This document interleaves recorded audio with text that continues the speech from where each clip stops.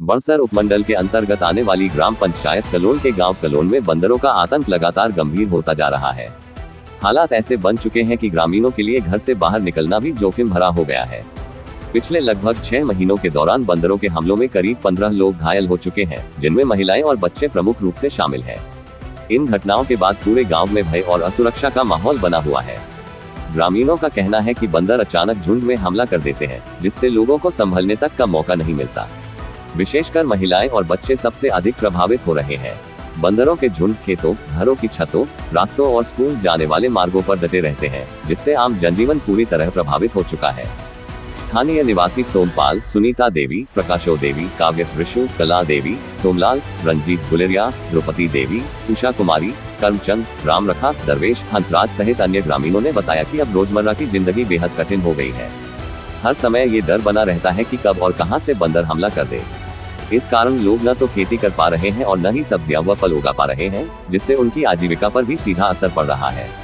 ग्रामीणों ने बताया कि सबसे बड़ी चिंता बच्चों की सुरक्षा को लेकर है। सुबह बच्चों को स्कूल भेजना भी एक बड़ी चुनौती बन चुका है, क्योंकि रास्तों में जगह जगह बंदरों के झुंड बैठे मिलते हैं।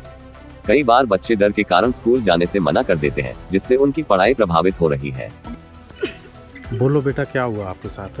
मैं स्कूल जा रहा था, तभी एक आगे से बंदर आए और मेरे हिम्मत में टांग पकड़ ली और इधर से काट दिया। अच्छा, काट लिया था। अच्छा, मैं हॉस्पिटल लेकर गया फिर भाग गए।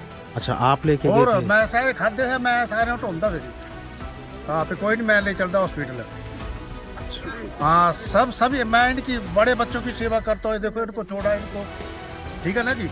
और प्रशासन कोई भी काम नहीं कर रहा है, ठीक है ना। विधायक साहब हमारी कोई पेड़ लेते हैं, हमारे गांव की सुध लेते हैं, तो हमें बहुत ही दुख है कि हमारे गांव को, इतना बड़ा गांव है कलोन, पंचायत के नाम के ऊपर फैला हुआ है नाम हमारा, बाकी काम कोई नहीं हमारे गांव में। चाहे कोई भी पंच है, वार्ड पंच है, देख लो क्या क्या है हमारे काम में, क्या सुधार है। कितने साल हो गए आज़ाद होते हुए हमारे, ठीक है ना जी। अभी आपने बंदर देखे, देखो ऊपर गांव में सुबह साग हम नहीं खा सकते हैं, सब्जी हम नहीं खा सकते हैं, ज़मीनें हमारी बड़ी हैं, तो क्या लेना हमने। बारिश तो अलग चीज़ है, बारिश तो सभी के साथ है, परंतु हम 12 महीने रात दिन बंदरों से तंग है। हमारे बच्चे तंग है, स्कूल को आने जाने वाला रास्ता वहाँ घेर लेते हैं, खा लेते हैं। और देखो फसल हमारी नहीं होती है? और यहाँ ना राखी लेकर भी कोई राजी नहीं है। बोलते हैं कि जी एरिया बड़ा है, कलोन पंचायत का, कलोन गांव का बड़ा भारी एरिया ज़मीन का, मलकी ज़मीन का। सलौनी से बनना लगता है बिहार तक, टिक्कर तक, जितनाड़ा, ठीक है ना जी। तो इतना बोलते हैं कि हम नहीं करते हैं, इतनी बड़ी राखी हम कर सकते हैं। तो विभाग को कुछ करे, कहीं भी गाँव बंदर नहीं है। देखो जितनाड़ा में बंदर नहीं है, हार कोठी में बंदर नहीं है, सेक कलोन ही है, यहाँ कुछ नहीं बचता है, आदमी को खा रहे हैं। वो देखो वो बेचारी बुजुर्ग आदमी हमारे गांव की है, ये इसको खाया, कोई भी कदम नहीं उठा रहे हमारे गांव में। 2 बार दौड़े मेरे पीछे, हम विधायक साहब चाहे कांग्रेस आए, सलवारी पकड़ोई किसते। हाँ जी, ए पकड़ोई ने दौड़े मेरे पीछे, फिर लड़ाई बड़ी भारी भी दौड़े। ये जनानी खादी, सियानी खादी, तब मैं यहाँ लेने गया जी, यहाँ टीके लो आए।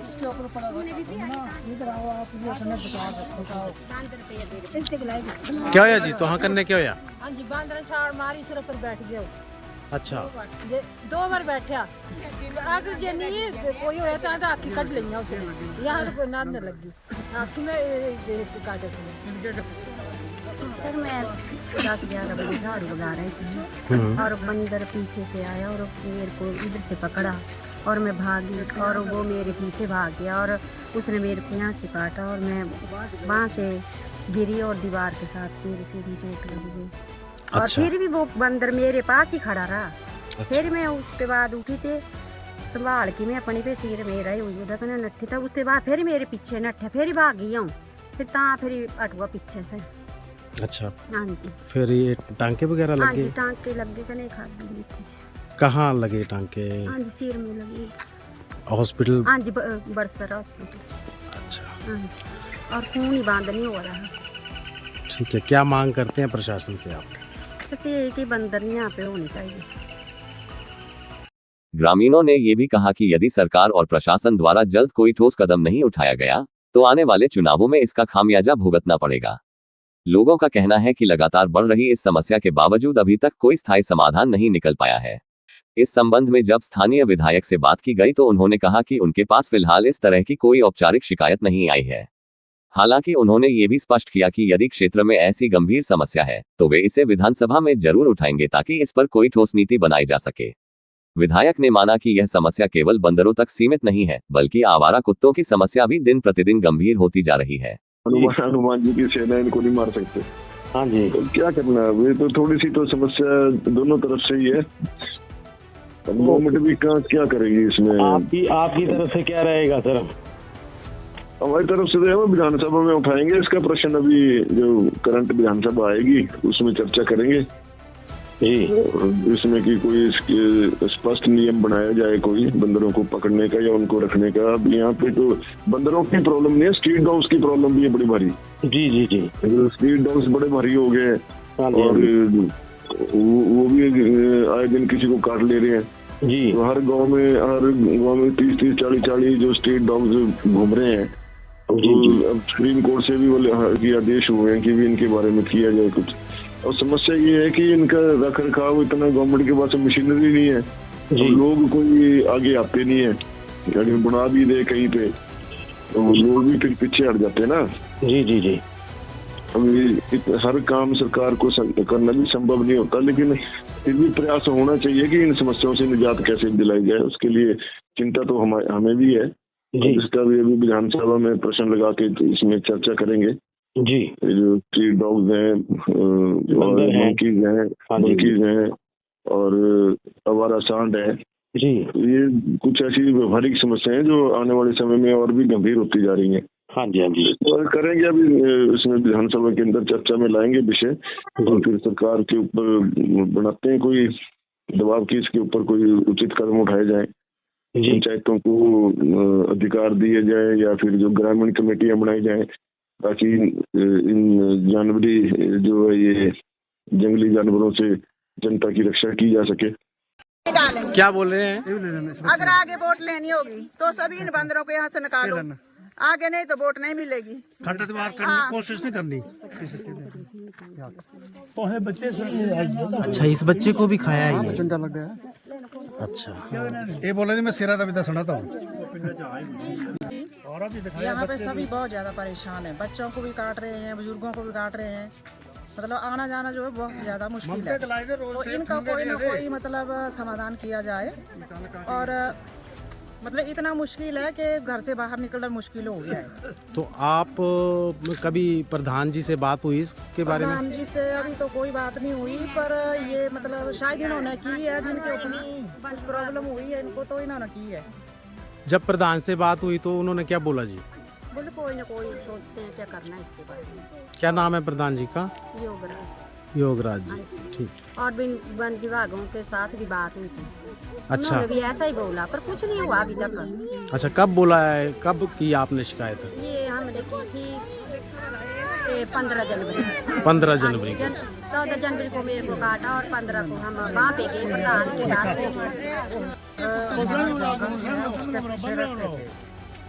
जितने बंदर थे उसके बाद ये इधर हमारी इधर कोलड़ी है जगह, उधर से निकले नहीं, उसके बाद उधर से भगाए तो अभी यही टापू है। अभी हमारी प्रशासन से यही विनती है कि इनको इस तरह से निकाल ही दें, नहीं तो ये तो इधर से निकलेंगे ही नहीं जी। वोट लेना भी था ही होना जग पे पिंड के बंदर कट गया था, नहीं तो खड़े तो और कोई ना जाने दी। हां बोल, वोट तो नहीं मिलनी है जी, इन बंदरा बंदोबस्त होगा कि आने सुनवाई कुछ भी नहीं हुआ। हां, नहीं तो नहीं होना पिंड पिंड में प्रधान सुना दे ना पंच सुना। हां, कोई सुनवाई नहीं ना कोई कुछ नहीं है। एक बारी जीती है ना तो दोबारा मिलते नहीं है। फिर फैसला आपको लगता है कि कोई बंदरों से परेशानी या क्या है? बंदरों से पूरी परेशानी है, फसल उजाड़ रहे हैं, लोगों को, बच्चों को, बूढ़ों को कोई सेफ नहीं है।